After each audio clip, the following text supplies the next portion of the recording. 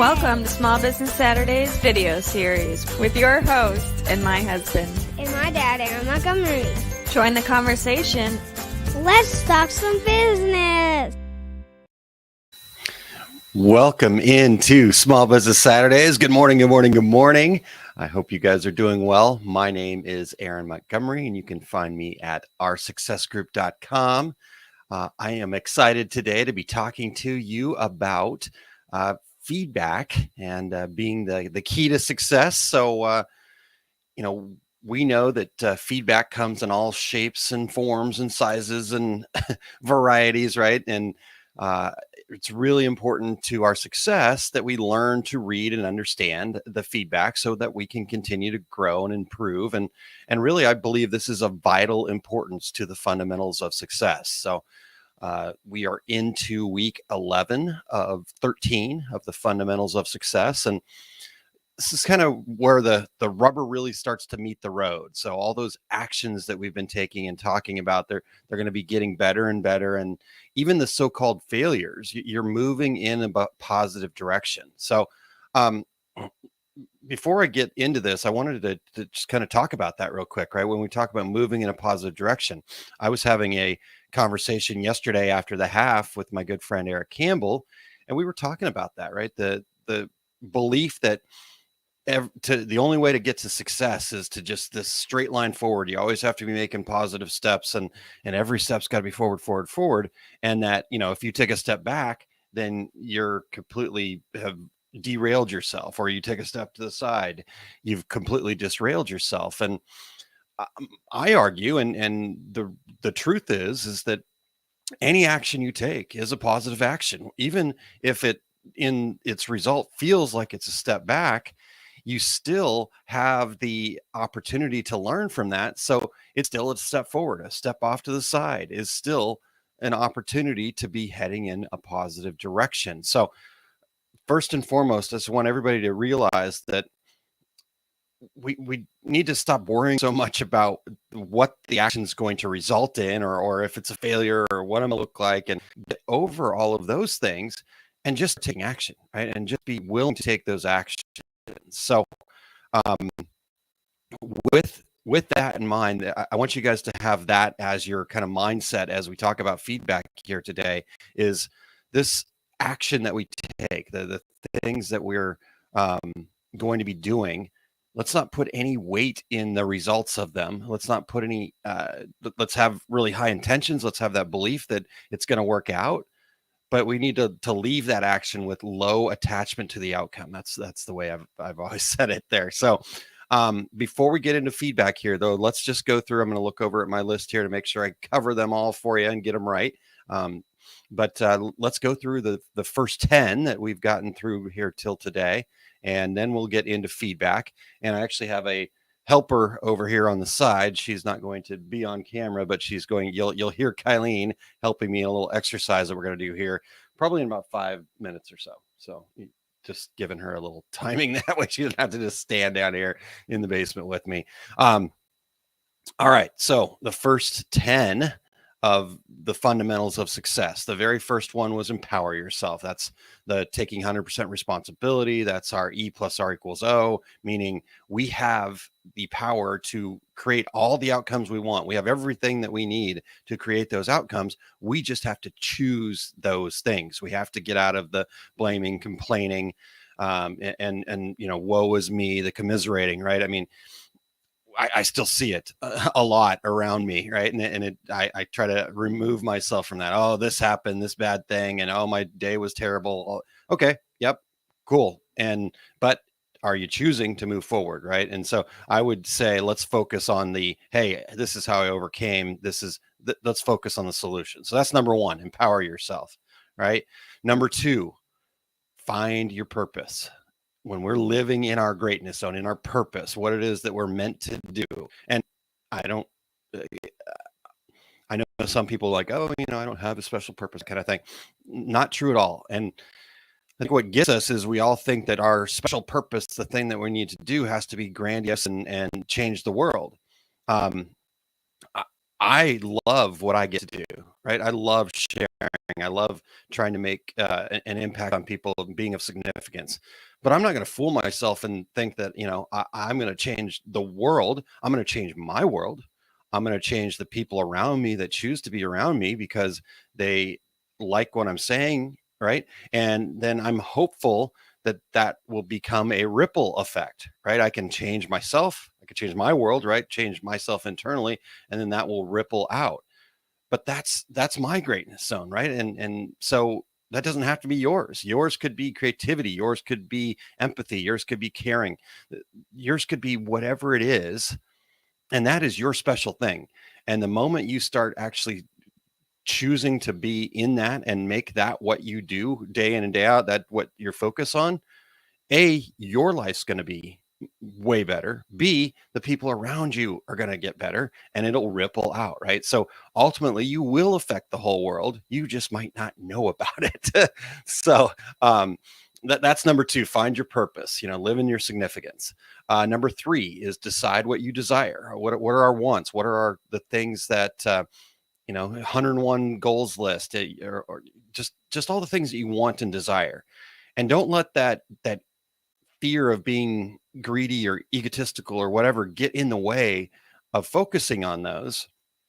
You need to embrace those things because those are actually the little markers that tell you you're living in your greatness zone, right? So what is it that you want out of life? That way you could go get it. And what is it that you want out of your business? That way you can go get it, right? So all right, that was number three. Number four was reignite self-trust. We have to make it possible by first believing it, right? The whole concept of I'll believe it when I see it is actually completely backwards. And the reality is you will not see it until you believe it. So you must believe it before you can see it. And so we have to reignite that self-trust. We have to believe in ourselves and be willing to then go out and take the actions, right? And we'll get to that in 1 second. Number five, be a goal getter. So we're going to basically use the law of attraction. We're going to be positively focused on a very clear goal in a very specific way. And once we do that and we put our efforts towards that and we allow ourselves to work towards it each and every day, then you will be super surprised at what starts showing up for you. All right, number six, take productive actions. Spend most of your time moving towards what you want. And we're kind of talking about that a little bit here today, as we're talking about taking actions, but we're going to talk about how we keep it going forward, right? Again, just when I went back to at the beginning here, even if it feels like a step back, it's still a step forward. So we need to be taking taking productive actions. And then number seven, be willing to do the work. Right. It's one thing to, yes, we have to believe it first, but I can't just sit here in my basement and go, I believe it, I believe it, I believe it, and then do nothing and then go, why am I not successful? I really believe it. I believe it at my core. You have to take action, right? We have to practice. We have to be willing to do things every day. We have to be persistent. So show up all the time and even when you don't feel like showing up and taking action and being persistent and just build that momentum, right? So that's be willing to do the work. Number 8 was to mastermind our way to success, really kind of bring more than success is a team sport. I don't care if you're a solopreneur doing this on your own. Success is a team sport. So you need to surround yourself with other people that are willing to be in that a rising tide lifts all boats mindset and work towards things, right? I mean, even just a little, I just need an answer to this question, or gosh, I don't know about this, to, hey, I'm having this big challenge. What would you suggest? And getting these ideas and using the power of the mastermind, right? So that comes from the book Think and Grow Rich by Napoleon Hill. So, all right. So that was 8. Number 9 was conquer fear and thrive, right? Most of the things that are actually in our way to success are fears, limiting beliefs, which are just fears that, because fear is just a fantasized experience appearing real. I was so blessed to be able to present on conquering your fear at the Mountaintop Motivation Summit. And it felt so good to be able to share that, right? But was I scared? Absolutely. I'm on a virtual stage with 20 other like amazing, super smart people that I want to be like. And I'm like, oh boy, how do I fit into this? Right. So all those fears, all those limiting beliefs, I'm not good enough, showed up. And yet I was able to still thrive because I took the steps that we talked about there. All right.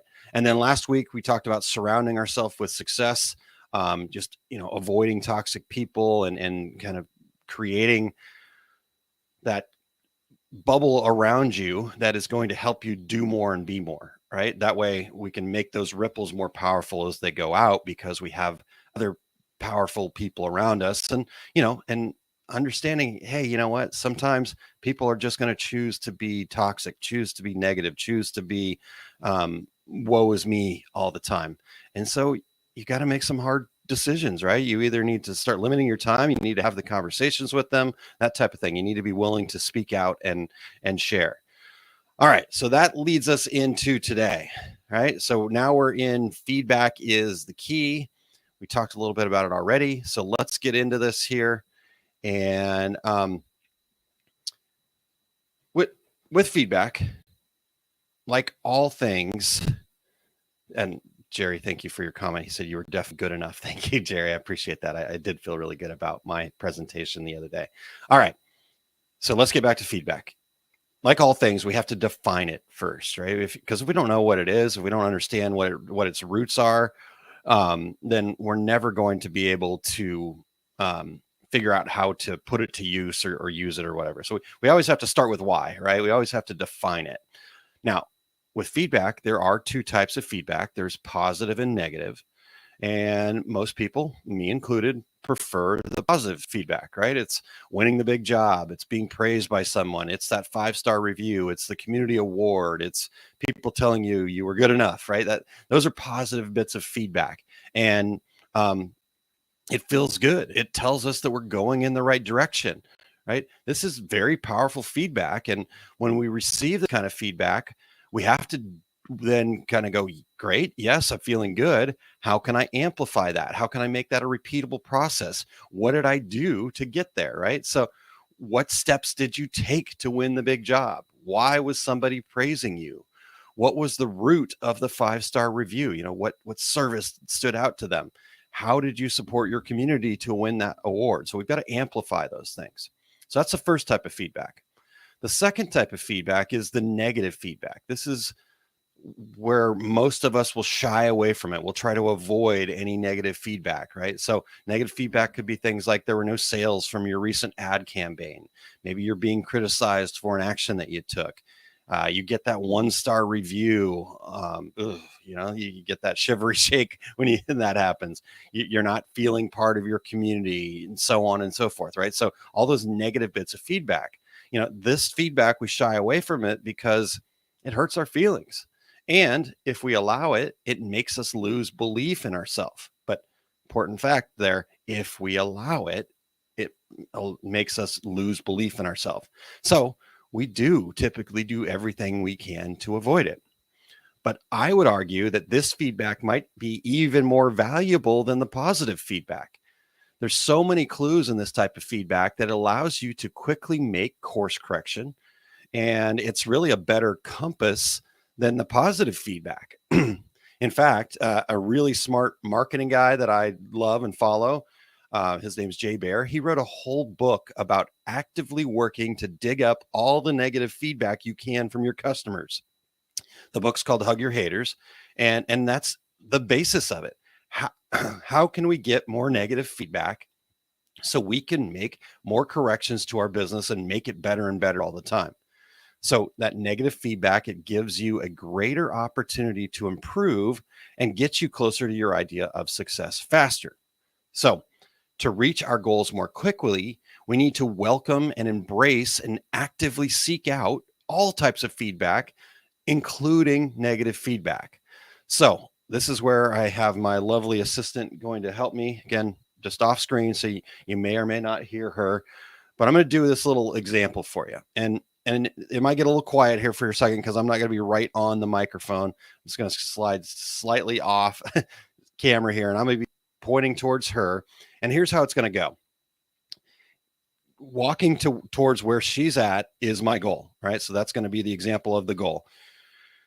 As I walk there, she's going to continuously provide feedback the entire time saying on course or off course. So if I'm pointing directly at her, that's on course. If I'm pointing away from her slightly, that's off course, right? And so let's just see how this looks and works. Again, as video might not be the best, but I think you'll get the point here. All right. So, Kylene, are you ready? So I'm going to slide over here. Okay. So every step I take, you're going to say on course or off course. Yep. All right. So I'm ready. On course. Can you close your eyes? No, I don't close my eyes. I can't close my eyes, but all right. So why aren't you saying anything yet, Kylene? You haven't moved? Oh, I haven't moved. There we go. So I have to take action first. So there's the first lesson. You have to take action to get feedback. All right. Well, there we go. Now I know. All right. So here we go. I'm moving. On course. Okay. Off course. Okay. Off course. Off course. Off course. Off course. Off course. Off course. On course. On On course. On Okay. course. Oh. Off course. Okay. Off course. Off course. Off course. Off course. On course. On course. Okay. I reached my goal. There you go. So I got constant feedback because I was taking action. Now, I don't know if, and Kylene can confirm, was I on course or off course most of the time? Okay. So I was off course most of the time, but yet I took action.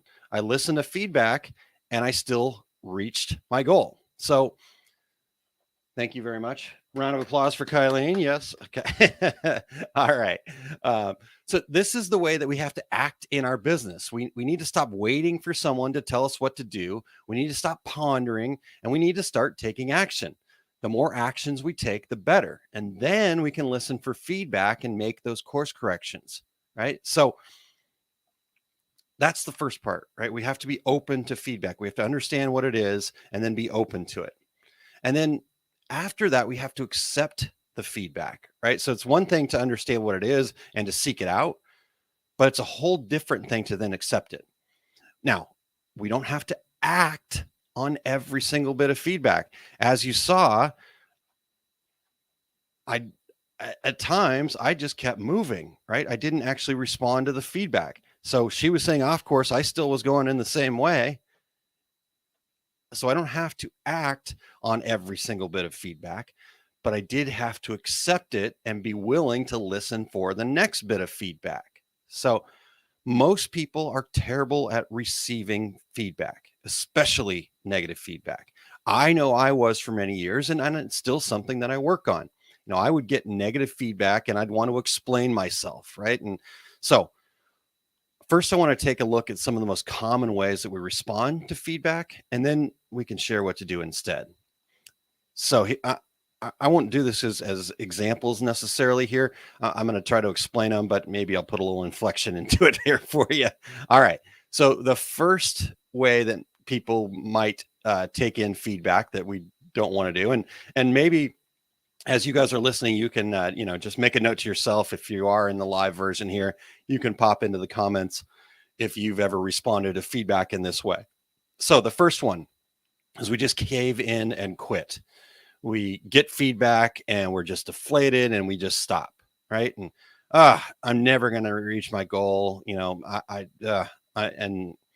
keep getting all this negative feedback and I'm just going to quit, right? So that's one way that people sometimes respond to feedback that we don't want to do.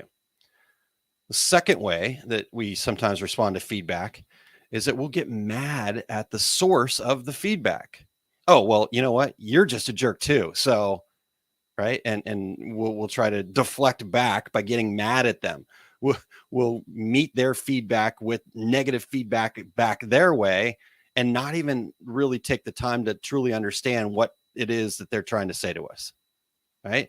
And we're not making any judgments about how this feedback is delivered to you. None of that is important. All you can control, if we go back to fundamental number one is your responses, right? So that's number two, get mad at the source of the feedback.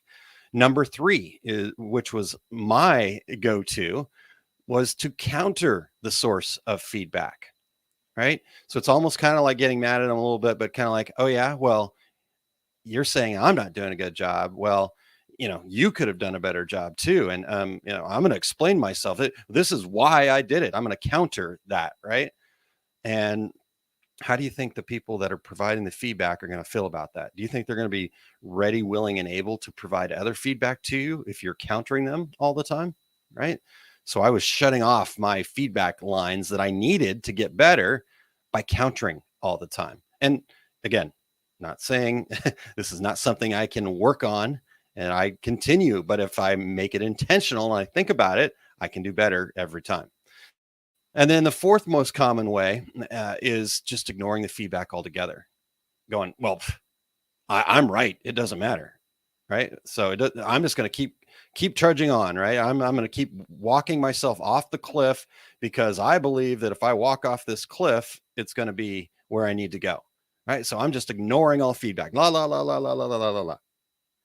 Okay, so those are the most common ways. Like I said, if you're listening in live here, how have you maybe responded to feedback in that way?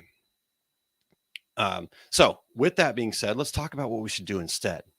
So whether we're on course or off course, Jerry says, I have had all those at the same time.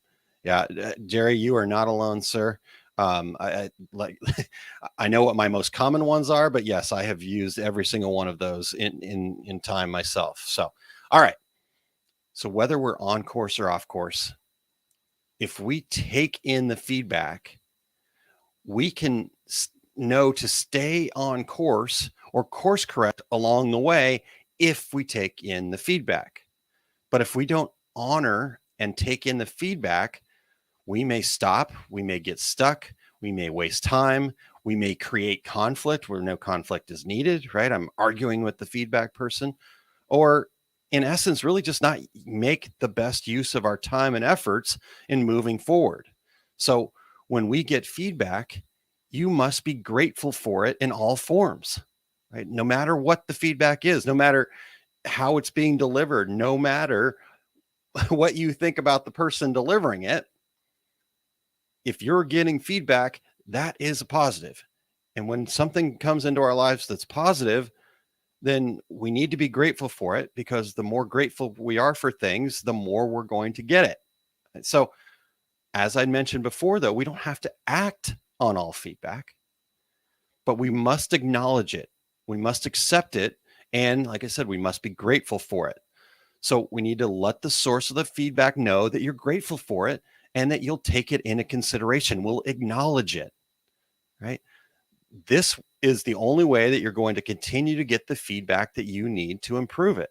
So when you get that 1-star review, going out and responding and trying to plead your case and tell them why they're wrong, guess what's going to happen? A, you're not going to get any more feedback. They're just going to go away, go somewhere else. B, other people are going to read that, and they're not even going to bother doing business with you because they're like, oh man, if something doesn't go well, I'm going to get attacked. So I'm out. And so if we get that 1-star review, we respond to it, we acknowledge it, we accept it with grace and say, we really appreciate the feedback. This will really help us do better in the future.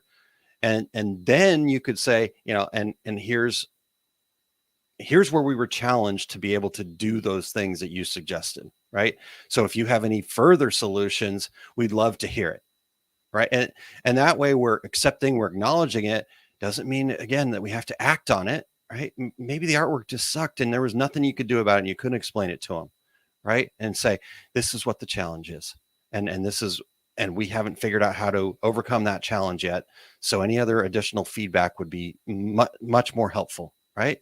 And that's how you'll continue to get more feedback. And then guess what? You'll get better feedback, right? So if you're having that call with an upset customer and you start attacking them or start putting it back on them, guess what's going to happen? They're going to get more angry or they're going to shut down and you're not going to solve anything. So when you can just stop, listen, say, oh, even repeat it back to them. Okay, so this is what I'm hearing you say. Is this correct? And then, they'll either say yes or they'll correct again, right? And then go, okay, so I think I get it. I think this is what the challenge was. And then once they've agreed to that, then you say, okay, well, here was my challenge on my end. And so if you have any solutions that you could help me with to be able to overcome this, what could we do to make this right? And who knows what you're going to get to there, but that is going to move you forward, right? Again, we don't have to act on all of it. It may just be not the right time, not the right moment, not the right customer. But now, guess what? You've just got feedback. Don't do business with that type of customer any longer. It's not right for you. Right? So, boom, that's a win. We're moving forward, even though it feels like we're taking a step backwards. So, all right. So that's how we accept feedback. And let me just, here's another one. Chuck mentioned making excuses why things happened, right? That's countering. Yes, that's perfect, Chuck. Thank you. And then Jerry shared, I think it really matters who the feedback comes from. Mom always said I did great no matter what. Absolutely. So there you go. You need to go get some positive feedback. Mom, spouse, I mean, my wife is incredible. And I know that when I'm feeling down, I can go to her and she's going to tell me how great I am. And I love that feedback, right? Sometimes I'm like, I need to hear the real, right? So you got to go find that somewhere else. And that's perfect, right? And she'll provide it when I ask for it too, right? Because I say, hey, this is what the challenges I'm having. Let's get some feedback, right? So, but one thing I would kind of, I guess, warn here, Jerry, or maybe just put out just so we can be clear, because sometimes we go into something with like, oh, this person's always complaining, blah, blah, blah. And you've already shut down their feedback before they've even stated it. So we have to like leave all of our preconceived notions at the door, accept the feedback. Again, not saying act on it, and then make your decision. Okay, well, that person's just having a rough day. That person might not understand.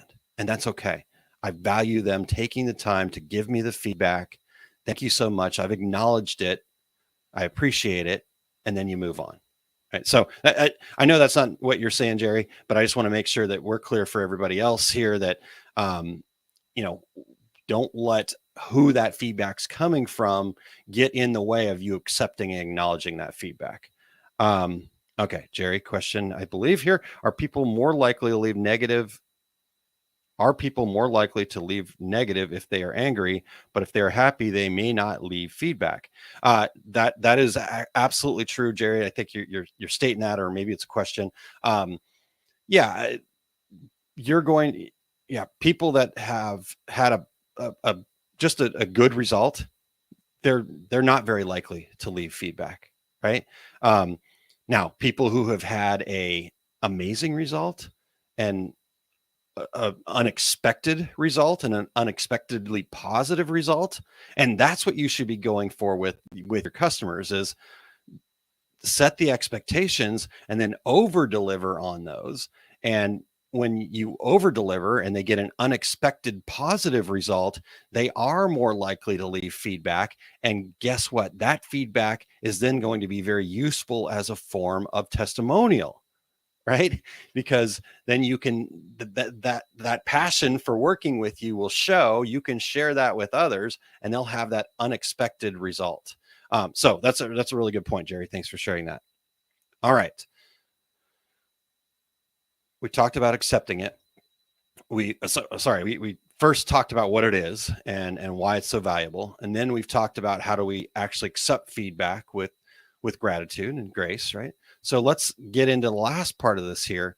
We need to explore how feedback that is telling us that we're failing can be used to turn things around.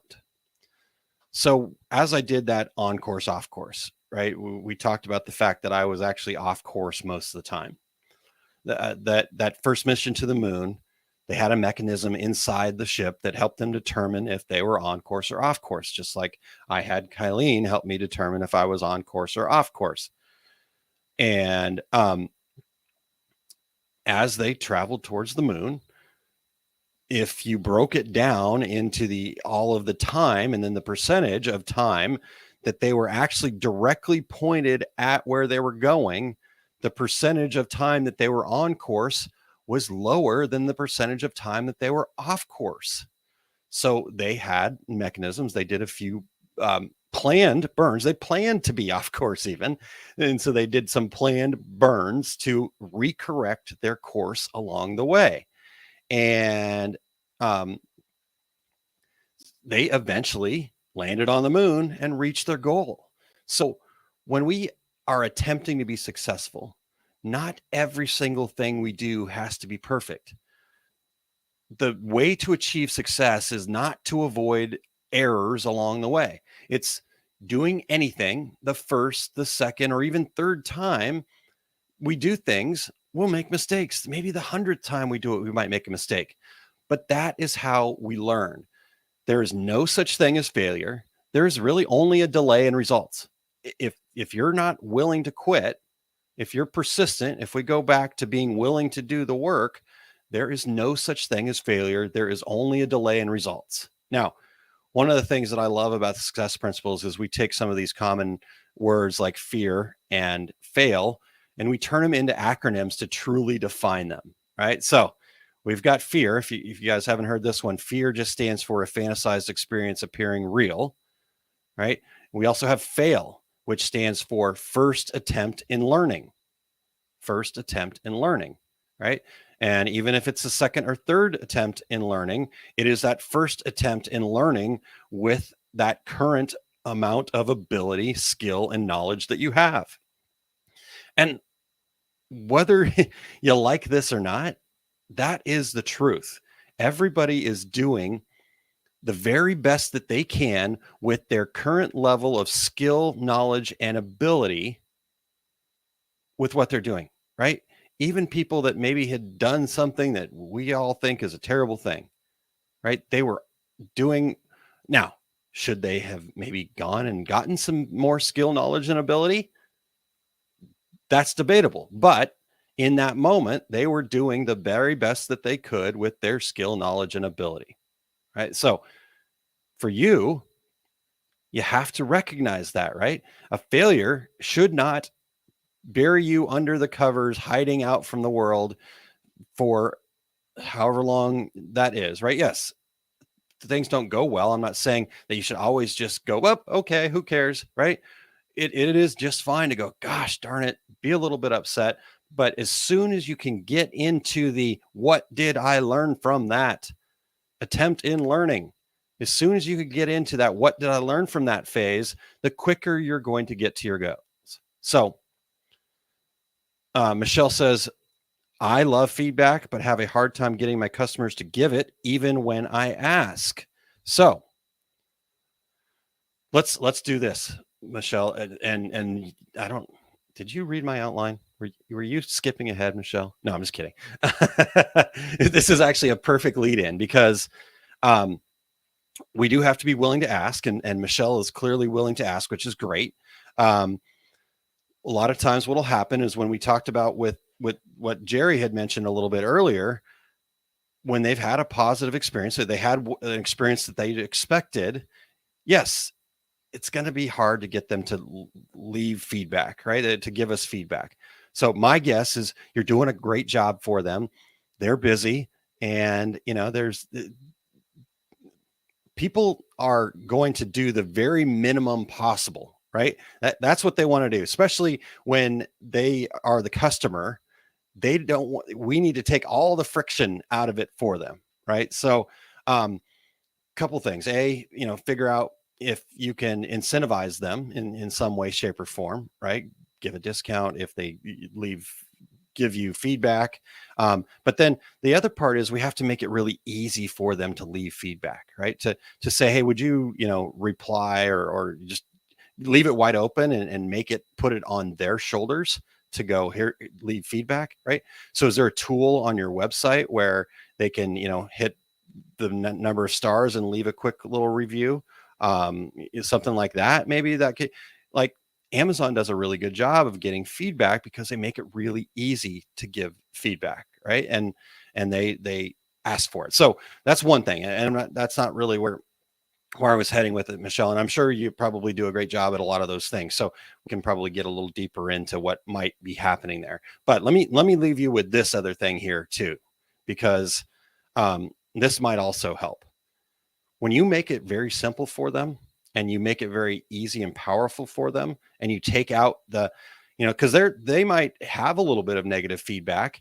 And again, maybe like us, when we've accepted feedback in not such a great way, right? And everybody's done it and everybody will do it, right? So when you're on the other side of that and you're delivering the feedback and somebody gets mad at you, somebody argues with you, somebody just seems to melt and you feel like you just crushed them, right? You kind of like stop giving feedback, right? So how do we make it easy and take that conflict out of it? So I learned this in the success principles from Jack Canfield. The best question you can ask, and it goes like this: you only ask them two questions, and make it super simple. So 2 questions.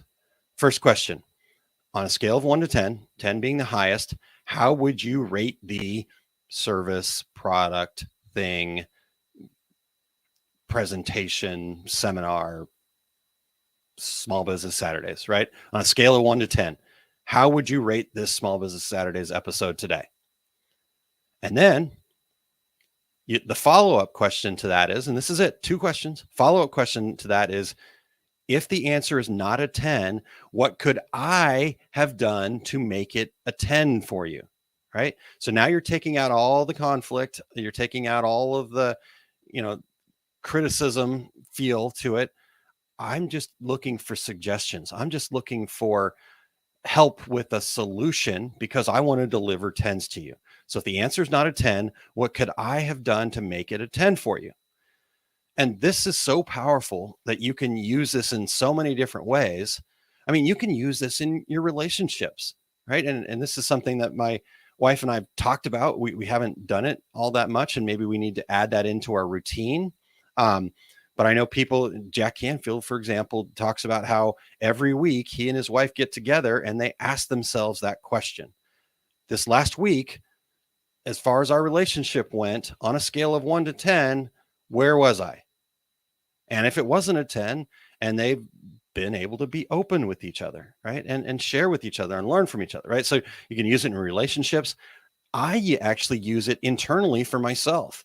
At the end of each day, I think about what just happened for the day, and I ask myself, on a scale of 1 to 10, how would I rate this day?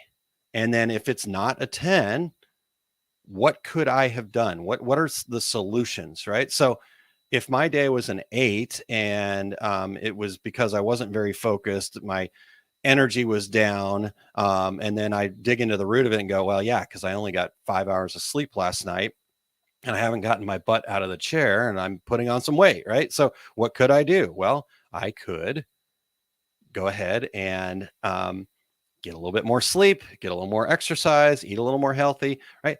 And again, just like the feedback before, I don't have to act on all of it. I'm just acknowledging it. I'm just grateful for that knowledge that, yeah, maybe I should get a little more sleep or whatever, right? So Michelle says, love the star idea. And then she says, definitely we'll try asking the 2 questions, maybe in a poll form on social media. That's a great idea. So one of the other things that I found is, like, if you put it like as a form where there are ways that you could like build it, like where it's a radio button. On a scale of 1 to 10, how was the X? And then anything that doesn't hit a 10, then it next rolls up that little box where you say, if not a 10, what could we have done? What could I have done to make this a 10 for you? Right. And so that's a way, but like a poll on social media, that would be cool. It doesn't have to be a 1 to 10, by the way. Just a little insider pro tip. It could be a 1 to 5. It could be, 5, 3, maybe minimum, right? So then there's a not good, mediocre, and great.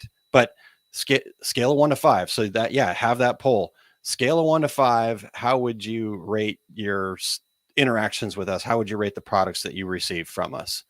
And then you could say, and if it wasn't a 5, could you please, would you be willing, or however you want to ask that, you have to speak in your voice, your language, and that matters, right? If it is not a 5, what could we do to make it a 5? And I think you'll get a lot of great feedback out of that. I think that's a really great idea, Michelle. So, and thanks for sharing that with everybody else too. All right. So I think we've covered it all. I want to close up this with a little bit of a encouragement to take some action here. I want you guys to jump on, and I'm going to, and I know I'm going to keep drumming on this thing because I think we can make this a very powerful tool for ourselves here. So, you know what? Todd always says that it's so fetch. I actually had to look that up, but you know what? Nope. We're making it a thing. I don't care. So I want you to jump on Volley, right? And I'll see if I can find the banner over here for this. And it should be in here somewhere. Yep, there we go. So if you'll go to osg.link/volley, and there's the app on the phone. They also have a desktop app. It's both on iOS, and this is an Android phone. So you're going to go and you're going to end up in the Success Principles. This is our success group, Success Principles discussion, business discussion. As you can see, we've got Success Principles. We've got Introduce Yourself, Daily Gratitude, Business Success Tips, Random. There's even some more down there. If there's any feedback that anybody wants to give about our success group or what we're doing here, Wanderlust is, if you're out there doing something cool, we want to see it. And then ask us anything. Anyhow, got all those channels in there. So my request, my action for you to get into this whole idea of feedback here is head over, get in there, get on Volley. Even if you don't know what the heck it is, try it anyhow. I'll give you feedback. It's all good. First and foremost, go to the Introduce Yourself channel. We got to start there. We need to know who everybody's, and we're trying to make this community of lots of people, right? And so just introduce yourself. What do you do? What problems do you solve for your customers? And then once you've done that, I want you to then head into the Success Principles channel right at the top. Well, where it is on yours might be a little bit different because it's the most recent one that you are active in, but find the Success Principles channel there. And I'd like you to list off 5 actions you need to take for your business that you will commit to taking within the next 7 days. All right. And to really prove and take ownership of your own success and that you're ready to commit to that action, I want you to do it today, before the end of the day today. So whenever you're listening to this, if you're listening in live now on this Saturday, then it's got to be on Saturday. Whenever you listen to this for the first time, do it today. osg.link/volley. Then this is a community that believes that a rising tide will lift all boats. And I'd also ask you to take the action of looking at other people's notes and lists and then give them some feedback. It could be positive. Hey, that's so great. That's so cool. I love that you're working on that. Can you tell me more about this? Just give them some feedback. It could be, I don't understand that. Could you explain it a little bit more? Right? Feedback. That's feedback. So get in there, give each other feedback, positive, or even sharing that constructive criticism. But as we talked about, we can't get feedback unless we take action. So I need to inspire you to take action first. And this is not an easy action, right? I get it, right? You have to pick the phone up and stick it in your face and say, hey, I'm Aaron Montgomery. These are the actions I'm going to take. I want some feedback. Not easy. I understand that, right? I know that I do it a lot. And so I've built up that self-confidence to be able to do it, but I wasn't always there. And I know people that have had a really hard time getting there, and that's okay. You're doing the very best with your current ability, knowledge, all of that stuff in that moment, but you're only going to get better by surviving a risk.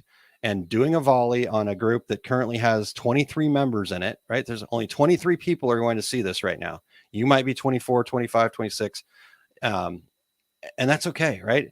The cool part about Volley is it's so informal. I mean, I've rolled out of bed look like I've been run over by a truck, hair everywhere. It's kind of, I mean, honestly, right now, hair's everywhere. It's a bad hair day, and that's okay. It is who I am. I'm good with that. And, I mean, heck, there's people that like you're looking up their nose and bad lighting. That's the cool part about volley. It's so informal. It's not meant to be this like curated, oh my God, I'm look perfect, have this great introduction. It's a pop in, share, engage, pop out. Right. Okay. So I'm not here to pitch volley. I'm here to pitch you into taking action. And I know that that's a little bit of a tough action for a lot of people. So I want to push you outside of your comfort zone into your actions too. And so we're going to get on there and we're going to talk about the 5 actions that we're going to take so that we can be getting feedback on them. Right. What 5 actions are you going to take this week that then you can be open to feedback for? All right. So deal? Are we on? Who's in? Who's going to do it? I'll take a look, right? osg.link/volley, and that'll do it. All right, you guys. Well, thank you so much for your time here this morning. Hopefully this was a super valuable 45 minutes for you. Feedback is such an important key. Next week, we're going to get into tracking success. We're going to measure what we want and remove what we don't want, right? So we're going to actually start tracking the feedback. We're going to say, hey, here's our goal, check the box, and then be able to review and go, oh man, I need to actually do a little bit more work on this. I'm not quite there yet. Or, oh, cool, that's going better than I expected. Maybe I could focus on some other things, or maybe I need to increase my goal, right? So next week, we're going to talk about tracking success. We have to keep score, not as a way to compare, not as a way to feel bad about not getting there, but as a way to understand where we're at and what we've got to do more of. So that's what we're going to talk about next week. And let's get after it and have a great week. Have a great Saturday, everybody. And I will talk to you guys next week when we talk about tracking success.